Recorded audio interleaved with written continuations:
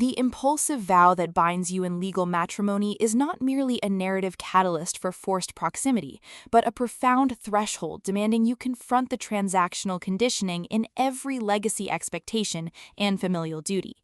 And true partnership requires not fulfilling contractual obligations through dutiful performance alone, but integrating the weight of authentic desire until marriage becomes an act of radical renegotiation rather than performative compliance. In Snap Decision, Lisa Suzanne transforms the marriage of convenience trope into precise exploration of relational sovereignty and embodied accountability, proving liberation isn't found in honoring the agreement, it's forged in honoring the person beneath the signature when every dynastic expectation demands you remain either asset or spouse. From boardroom silence and heirloom silver narration, listeners enter worlds where obligation is syntax and presence is the only unbreakable vow, perfect for fans of emotionally intelligent contemporary romance, where female complexity defies convenience bride stereotypes. When Ilara Vance enters a Snap marriage expecting emotional detachment as protection, she discovers Julian Thorne's meticulous devotion mirrors the exact suppression he's endured beneath years of performative legacy building, and his quiet refusal to enforce transactional boundaries creates space for connection, defying familial hierarchy.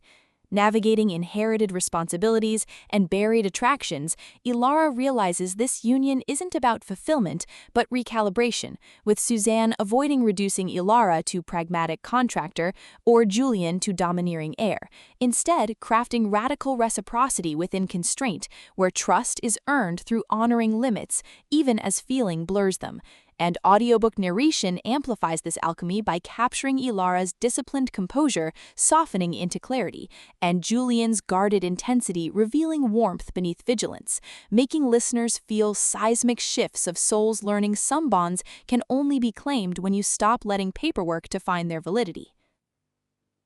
What elevates this beyond typical convenience fare is portraying marital intimacy as somatic practice rather than romanticized loophole, with Ilara confronting how legacy culture equated worth with utility, while Julian creates sanctuary where her contradictions exist without diminishment. Their relationship evolving through shared silences during estate negotiations, bypassing performance, rhythms protecting both emotional integrity and psychological safety, and mutual defense against relatives mistaking tenderness for breach, supported by friends encoding suppressed judgment, elders carrying intergenerational weight, and the family home itself absorbing decades of unspoken bargains, reinforcing that in extraction-based systems, tenderness toward process is technique, and presence is sustainable resource, with amendments mirroring emotional attunement and renewed vows becoming metaphors for earned trust. For audiobook listeners, this production is immersive descent into sacred reclamation,